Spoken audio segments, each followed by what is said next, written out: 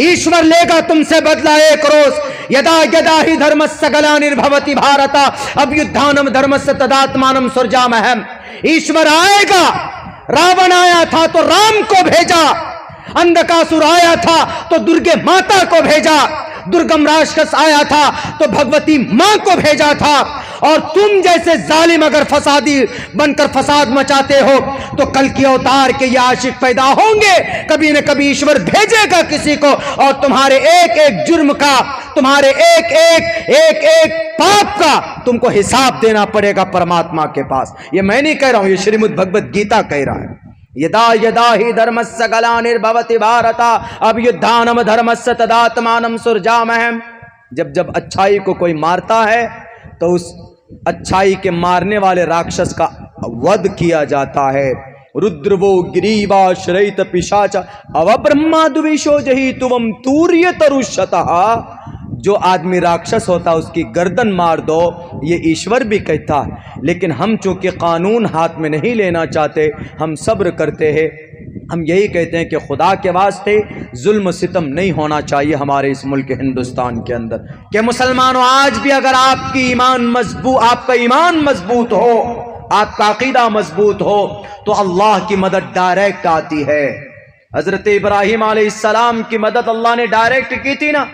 हम जानते हैं कि यहाँ कोई इब्राहिम नहीं है और डायरेक्ट मदद नहीं आ सकती, लेकिन हम इब्राहिम के मानने वाले हैं। कम से कम हमें कुछ तो सबक लेना चाहिए। जब हजरत इब्राहिम को आग में डालने की कोशिश की जा रही थी तो अल्लाह तबारक व ताला ने हजरत जिब्राइल को भेजा कि जाओ जरा मदद करो। जिब्राइल आए, ए खलीलुल्लाह, इब्राहिम खलीलुल्लाह, हजरत इब्राहिम अल्लाह के खलील है।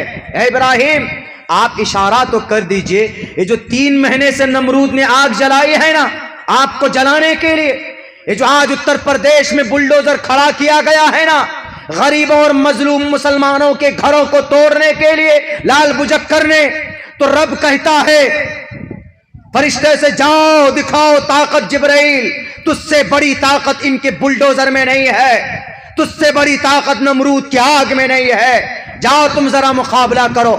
मैं थोड़ा मिलाता हूं वाकयात को ताकि आपको सब्र हो सके, आपकी हिम्मत मजबूत हो सके। अगर कल नमरूद था तो उसके बिलमुकाबिल आज उसका जानशी भारत के अंदर, उत्तर प्रदेश के अंदर लाल बुझक्कर है। अगर कोई नमरूद था तो आज की तारीख में भारत के अंदर मजलूमों का कातिल कुर्सी इख्तिदार पर बैठा हुआ। इसीलिए हमें क्या करना चाहिए? हमें हजरत इब्राहिम जैसा ईमानी कुव्वत दिखाने की जरूरत है, अल्लाह की जात पर भरोसा जताने की जरूरत है। हजरत जिब्राइल ने कहा हजरत इब्राहिम अलैहिस्सलाम से, हजरत इब्राहिम ने कहा कि जाओ, मुझे I don't need to your, मुझे तुम्हारी हेल्प की जरूरत नहीं है। मुझे ये बताओ मेरा रब देख रहा है कि नहीं देख रहा है? उन्होंने कहा कि बिल्कुल अल्लाह देख रहा।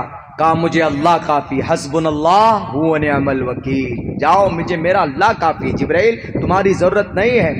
जब अल्लाह ने देखा कि मेरे बंदे को मुझ पर इतना भरोसा है तो मैं जिब्राइल के जरिए भेजकर मदद करवाऊं? नहीं, डायरेक्ट अल्लाह कहता या नारू कूनी। जब रब का बंदा, जब उसका यकीन रब से मजबूत कनेक्ट हो जाता है तो अल्लाह फिर बीच में वो जो होते हैं ना बीच में कासिद, वो हिस्सा खायब कर देता है।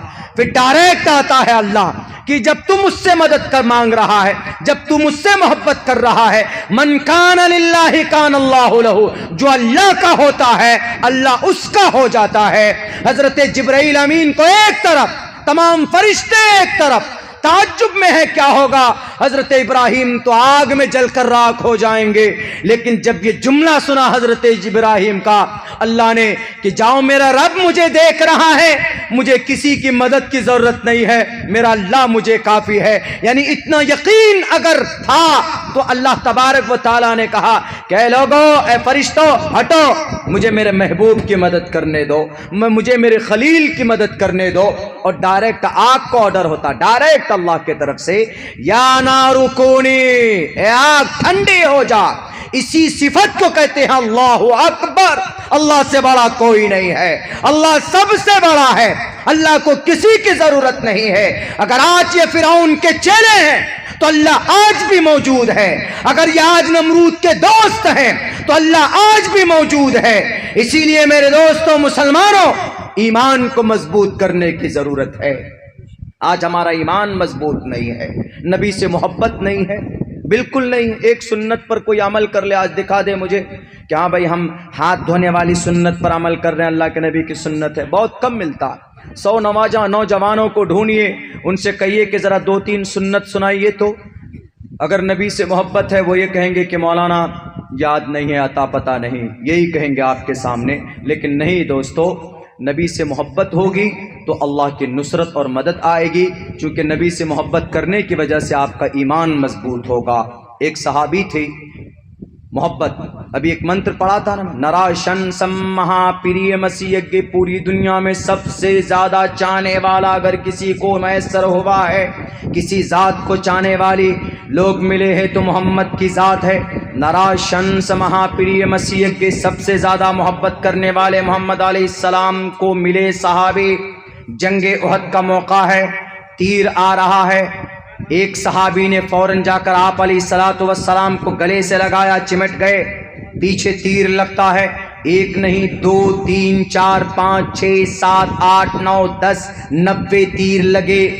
जब तीर लग चुके वो सहाबी शहादत के करीब पहुंचने वाले, तो अल्लाह के नबी ने पूछा, मेरे प्यारे सहाबी, तुमने पीठ क्यों किया मेरे तरफ, तुमने मुंह क्यों किया, सामने तुमने अपने सीने को क्यों नहीं किया, जरा बताओ। तो सहाबी ने कहा, या अल्लाह के नबी, अगर मैं सामने मुंह करता, पीठ आपके तरफ रखता, तो कहीं तीर को आता हुआ देखकर मैं डर कर हट जाता तो वो तीर आपको नुकसान पहुंचा सकता था।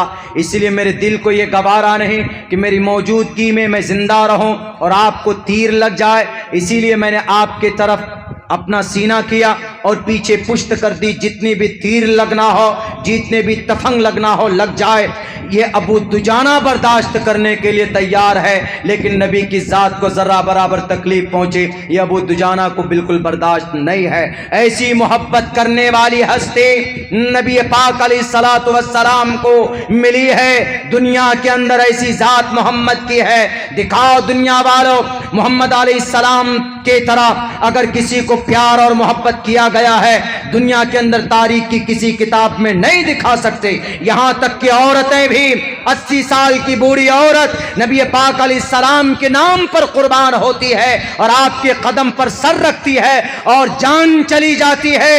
90 जख्म आए थे जंगे उहद के मौके पर बीबी उम्मे अम्मारा रज़ी अल्लाह ताला अन्हा के जिस्म मुबारक पर। इसीलिए कहा गया, ला युमिनु अहदुकुम हत्ता अकूना हब्बा इलैहि मिन वालिदिही व वलदिही वन्नासी अजमईन।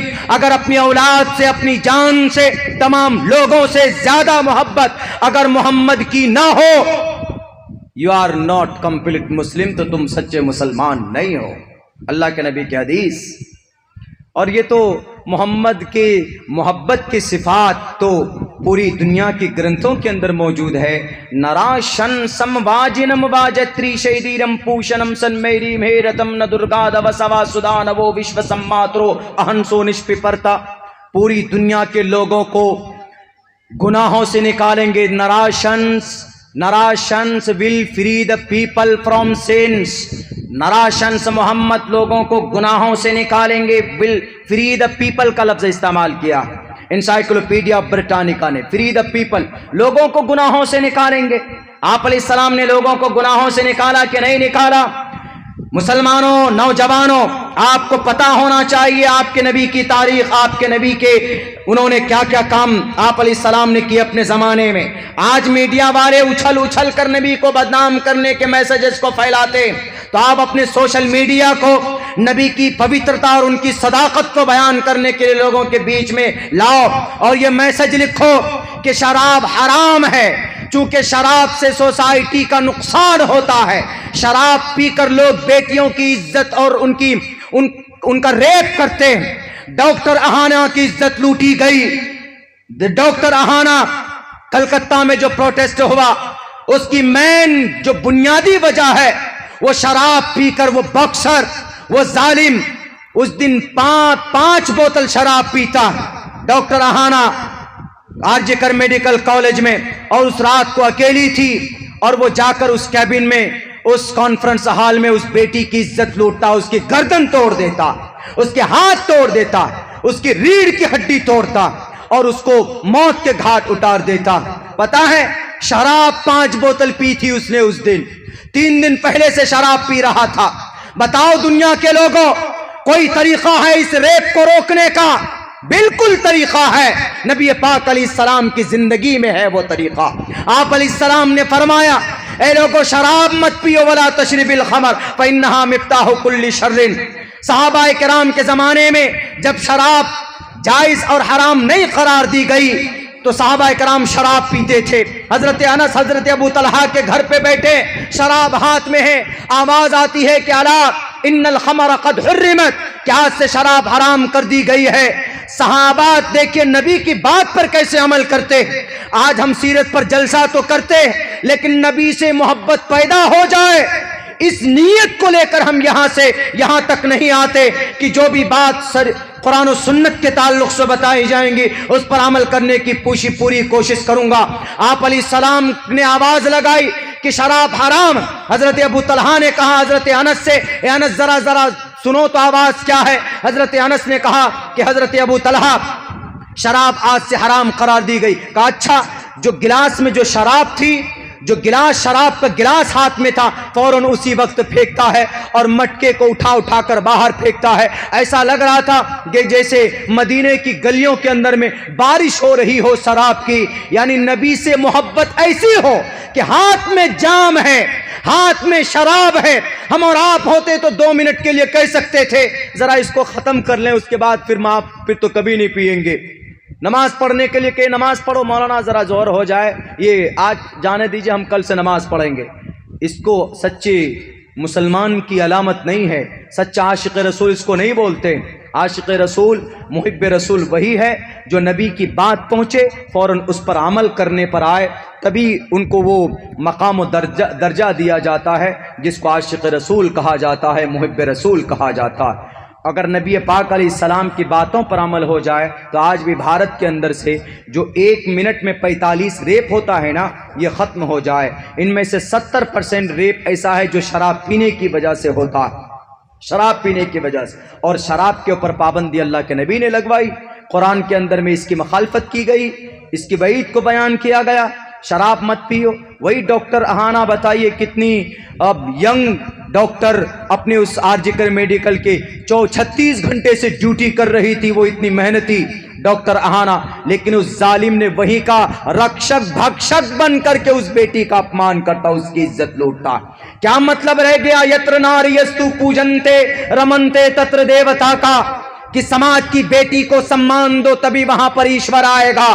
मिस्टर प्राइम मिनिस्टर, क्या गारंटी है आपकी कि बेटी की इज्जत नहीं लूटी जाएगी? एक दूसरी कंट्री की बेटी बेंगलोर आती है, आईआईटी के अंदर बहुत फेमस शहर है बेंगलोर, मैंने डिप्लोमा वहीं से किया है, बहुत मुहज्जब शहर माना जाता है तालीमी एतबार से। लेकिन क्या बनाया? 60 टुकड़े किए जिस्म के जालिम ने, बताइए 60 टुकड़े, एक नहीं 60 टुकड़े करके फ्रिज में डाला। यही गारंटी है आपकी? झूठे हैं आप, झूठ बोलते हो, आप इख्तिदार में बैठने के लायक नहीं हो, आपको कुर्सी पर बैठने का हक नहीं है, आप कौम और समाज और देश की तरक्की के लिए काम नहीं कर सकते तो कुर्सी छोड़ो। अगर आपको सियासत सीखना है, अगर आपको कौम और समाज को कैसे लेकर जाते हैं तो उमर फारूक की जिंदगी उठा करके पढ़ो। आपको दुनिया के अंदर में लोगों की मदद कैसे करते हैं, आप हमारे खुलाफाए राशिदीन की जिंदगी उठाकर पढ़िए, आपको वहां से सबक मिलेगा। आपको 10 लाख रुपए का सूट पहनने के लिए नहीं बिठाया गया है, बस 10 लाख गरीबों की समस्या का समाधान कैसे हो इसलिए आपको बिठाया गया है। और वो चीजें नबी पाक अलैहिस्सलाम की जिंदगी के अंदर मिलती, इसीलिए कहा गया है ना, मोहम्मद रसूलुल्लाह सल्लल्लाहु अलैहि वसल्लम के बारे में संस्कृत के अंदर कहा गया है कि अगर मोहम्मद अलैहिस्सलाम से मोहब्बत नहीं करोगे तो बेड़ा पार नहीं होगा। मेरे भाइयों, वक्त चूँकि काफ़ी हो चुका है, अभी हम लोगों को नमाज भी अदा करनी। चूँकि सीरत का प्रोग्राम था तो सीरत के ताल्लुक़ से हमने बात की, वरना हालात हाज़िरा मेरा पसंदीदा टॉपिक हुआ करता है। बस इतना कहूँगा कि हालात बहुत ही नागुफ्ता भी इस मुल्क हिंदुस्तान में, हमें उग्र नहीं होना है।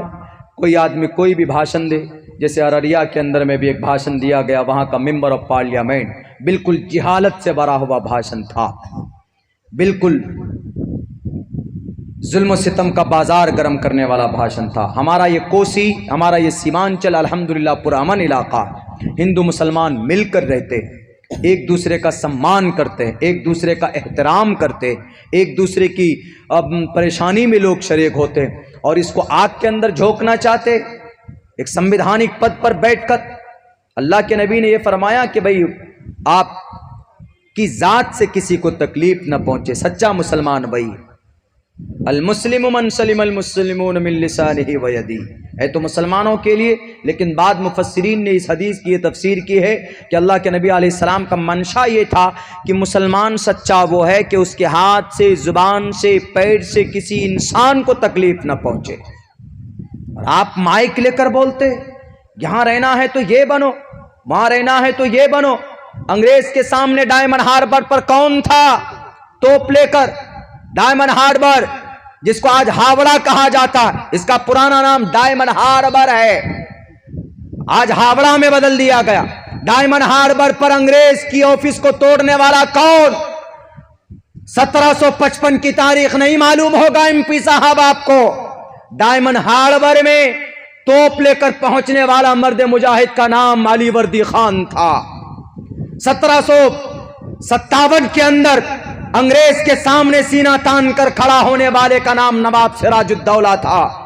1799 में अंग्रेज को धूल चटाने वाला श्रीरंगापट्टनम मैसूर का शेर हिंदुस्तान टीपू सुल्तान, 1799 में उनका नाम फतेह अली खान टीपू सुल्तान था। 1806 के अंदर, 1831 के अंदर पठानकोट के अंदर 51 लोगों को लेकर जाकर अपने आप को शहीद करने वाली जात का नाम सैयद अहमद शहीद बरेलवी था। 1857 के अंदर पानीपत शामली के मैदान में कनपट्टी पर गोली खाने वाले का नाम कासिम नानोतवी था। और फिर आगे तारीख पढ़िए, 1906 के अंदर जालिम अंग्रेज को भगाने के लिए तहरीक रेशमी रुमाल को वजूद में लाने वाले का नाम शेखुल हिंद रहमतुल्लाहि अलैह था। यह तारीख आपको पता होना चाहिए। और फिर आप जाकर आप बोलो कि इस देश में रहना है तो यह बनकर रहना होगा। हम कहते हैं कि आपको देश में रहना है तो इंसान बनकर रहिए। आप मेंबर ऑफ पार्लियामेंट हैं, किसी को तकलीफ नहीं दीजिए। टोपी दाढ़ी वाला किसी को तकलीफ नहीं देता। बताएं हमें भारत के अंदर कि कितने मुसलमानों ने किसका मॉब लिंचिंग किया है, किसी हिंदू भाई को मारा है? आज तक नहीं पेश कर सकते। अभी सिर्फ वो जावेद अंसारी को मार दिया गया, बेचारा आसाम का था, उस बेचारे को हरियाणा के अंदर पीट पीट कर मार दिया गया, रीढ़ की हड्डी तोड़ी गई उसकी। उसके मां बाप का रखवाला कौन होगा? उसके बहन भाई की परवरिश करने वाला कौन होगा? इतनी सारी जमीन है भारत के अंदर, अगर सारी प्रॉपर्टी का सही मैनेज होता ना तो हमारी मस्जिद का, हमारे मदरसे का, हमारे मकतब का, सबका निजाम चलता, चंदा नहीं करना पड़ता। आज एग्जाम्पल देता हूं, महाराष्ट्र एक स्टेट है, वहां पर 1 लाख एकड़ जमीन है। किसकी? वक्फ की। 1 लाख एकड़ जमीन रजिस्टर्ड है। उनमें से 70,000 एकड़ जमीन, 70,000 एकड़ जमीन गैरों के कब्जे में। 1990 से लेकर सन 2002 तक 11,000 करोड़ रुपए की वक्फ की जमीन बेची गई। बेचने वाला कौन? हम और आप। अल्लाह मोदी योगी को नहीं तसल्लुत करेगा तो किसको करेगा? सबक पढ़ाने के लिए है ये हमें और आपको। सिर्फ 30,000 एकड़ जमीन है जिनमें सिर्फ टावर लगे हैं ना, उन टावर का सालाना आमदनी पता है कितना? 10 करोड़ रुपए। अब वक्फ की प्रॉपर्टी से हमारा मदरसा चल सकता है, मस्जिद के अइम्मा को तनख्वाह मिल सकती है, हमारे मकातिब चल सकते हैं, गरीब बच्चों की शादी हो सकती है, हमारी यूनिवर्सिटी नहीं है, कोई भी मेडिकल कॉलेज नहीं है, ये बना सकते हैं हम। लेकिन पिछले लोगों ने गलती की, जिसकी बुनियाद पर देखा गया बाज़ाब्ता उस मिनिस्टर ने क्या उदाहरण दिया, इतने करोड़, इतने एकड़ जमीन है, आमदनी जीरो है, इसीलिए हम इसको इस्तेमाल में लाकर आमदनी देना चाहते हैं वक्फ बोर्ड को। तो इससे सबक लेना चाहिए ना। हमारे लोगों ने क्या किया? बैठ करके करप्शन, घोटाला, हैदराबाद में आज भी कई ऐसी बिल्डिंग है वक्फ की, वक्फ प्रॉपर्टी की, जिसकी आज जो रेंट है, जो किराया है 250 रुपए है। 250 रुपए कहां? रजिस्टर्ड में। बाकी आता कितना है? 25,000 रुपए रेंट आता है, 250 रुपए लिखा जाता है। बेईमान कौन? हम और आप। और हमारी और आपकी बेईमानी की वजह से अल्लाह तबारक व तआला हमारी प्रॉपर्टी को दूसरों के कब्जे में दे रहा।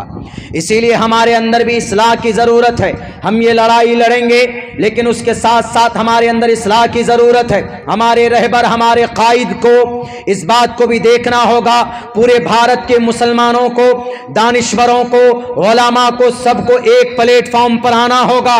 आज हमारे लोग बिखर रहे हैं, हमारे हर तरह के तबके के अंदर में दरार है, दानिश्वर तबके में भी दरार है, उलमा बिरादरी में भी दरार है, हमारी तंजीमों में भी दरार है। इसीलिए मैं ये भी पैगाम दूंगा, चूंकि एक इस्लाही बात कहने चाह रहा हूं, जो भी हो, अगर बटेंगे तो अल्लाह की मदद नहीं आएगी।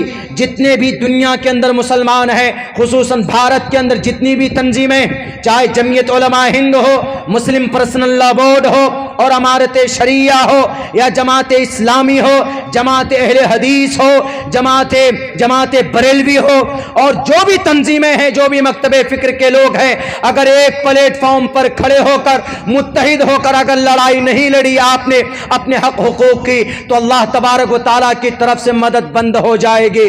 जंगे उहद में मदद बंद हो गई थी, चूंकि सहाबा दो खेमे में बटे हुए थे, सहाबा दो हिस्सों में बट गए थे। जंगे बद्र में मदद आई थी, सहाबा एक प्लेटफॉर्म में थे। इसलिए खुदा के वास्ते लड़ना बंद कीजिए। आज कौम और समाज को इंसाफ की जरूरत है। आज गरीब बच्चों की तालीम के लिए यूनिवर्सिटी की जरूरत है। आज मदरसों को आबाद रखने के लिए उसमें फंड की जरूरत है। आज मकातिब को चलाने के लिए वहां पर मकातिब कायम करना जरूरी है। मसाजिद में, हमारे मसाजिद में अइम्मा के लिए अच्छी तनख्वाह की जरूरत है। इनको चंदा करने की नौबत ना आए। इन औकाफ की प्रॉपर्टी को सही इस्तेमाल कीजिए। बगदाद के अंदर इमाम अबू हनीफा के 65 मदरसे चलते थे, औकाफ की प्रॉपर्टी उनकी आमदनी से। इमाम शाफी के 55 मदरसे चलते थे, औकाफ की आमदनी से। इमाम अहमद के 6 मदरसे चलते थे, औकाफ की आमद से। आज औकाफ की आमद कहां है नहीं मालूम। ये हमारे लोग पेट में जहन्नम भर रहे हैं। इसीलिए अल्लाह तबारक व तआला ने इन लोगों को मुसल्लत किया। ये बात कोई नहीं करेगा। इस्लाह करो अपने अंदर पहले। क़ु अनफुसकुम व अहलीकुम नारा। अल्लाह इन जालिमों से खुद निमट लेगा। अपने अंदर सुधार पैदा करो, अपने अंदर इत्तिहाद पैदा करो। क्यों जमातें दो तरफ बदलती है?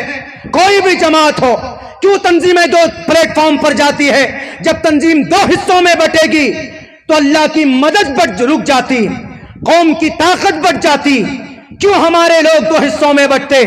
क्यों हमारे लोग मकतबे फिक्र के नाम पर लड़ते? एक कलमे की बुनियाद पर कौम क्यों नहीं खड़ी होती? यहूदी क्यों कामयाब है? वक्त होता तो 2.5 घंटे लगते मुझे समझाने में आपको। यहूदी पूरी दुनिया में 1.5 करोड़ है, पूरी दुनिया के नाक में नकेल डाल दिया है। तो यहूदियों ने डाला है आपके नाक में नकेल। आपके भारत में बुर्के पर पाबंदी कौन लगवाया? यहूदियों ने लगवाया। आपको लड़ाता कौन है? यहूदी लड़ाता। 1.5 करोड़ है जिसकी जिल्लत कुरान में है, और आप 2 अरब हैं जिसकी फजीलत कुरान में है। आप जलील रुस्वा हैं, और यहूदी जो जालिम है आज वह दंदना रहा है। क्यों? क्योंकि उन्होंने आपके कुरान से इस्तिफादा किया। आपके कुरान को दुनिया में कामयाब होने के लिए पढ़ता है, सवाब हासिल करने के लिए नहीं पढ़ता है।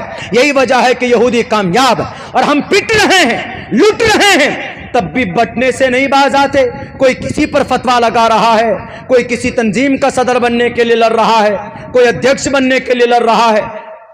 याद रखिए, हमारी शरीयत को मिटाने के लिए भी अकबर बादशाह एक ज़माने में भारत के अंदर जो बहुत बड़ा दीनदार था, लेकिन एक ज़माना ऐसा आया कि 5 नमाज के बदौलत, 5 नमाज के बिलमुकाबिल उन्होंने 5 टाइम का सूर्य नमस्कार को ईजाद किया। उसका जिम्मेदार कौन था? उसका जिम्मेदार दानिश्वर तबका था, उलमा बिरादरी थे। वरना अकबर इतना दीनदार था, इतना दीनदार था, 7 इमाम को अपने साथ रखता था। पढ़िए तज़किरे मुजद्दिद अल्फसानी। उलमा जिम्मेदार बने थे। उलमा की महफिल नहीं है, उलमा के साथ साथ कुछ दानिश्वर लोग भी जिम्मेदार बने थे। उसको इतना कंफ्यूज कर दिया था अकबर को, वो कहा था कि भाई ये धर्म है कि क्या है। लेकिन जब ब्राह्मण आए तो उन्होंने समझाया, एकम ब्रह्म द्वितीयो नास्ते को देवा सर्वभूतेषु गोरासैक एकमित्तो इष्टिनानि विचरन्नि न देवा मुरच्चलाम या न काष्टे विदते द्यो न पाषाणेन मरणमय भावविदेवस्तस्मादु भावी कारणम। जब प्यार से बात करने लगे तो उन्होंने ब्राह्मण को करीब किया, उलमा को लात मारा, भागो, दानिश्वरों को लात मारा, चलो यहाँ से। अब बिलाखिर ये हुआ कि आपकी शरीयत को बदलने के लिए जैसे आज कानून बना है, बाज़ाब्ता अकबर बादशाह ने कानून बनाया था, दीन इलाही के नाम पर दीन इलाही को बदलने के लिए पूरी ताकत लगा दी थी।